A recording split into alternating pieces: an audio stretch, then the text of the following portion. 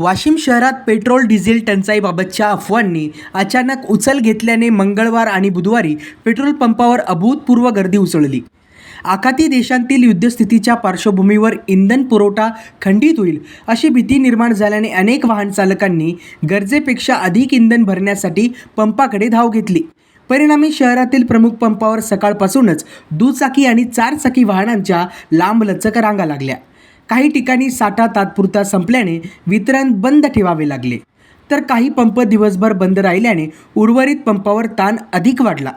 दरम्यान इंधन पुरवठादार कंपन्यांनी टँकरसाठी आगाऊ बिल भरण्याची अट लागू केल्यामुळे काही पंपधारकांना सुरुवातीला अडचणींचा सामना करावा लागला. मात्र अधिकृत पातळीवर इंधनाची कोणतीही टंचाई नाही, पुरवठा नियमित सुरू असल्याचे स्पष्ट करण्यात आले. अफवांवर विश्वास न ठेवण्याचे आवाहन प्रशासन व पेट्रोल पंप असोसिएशनकडून करण्यात आले.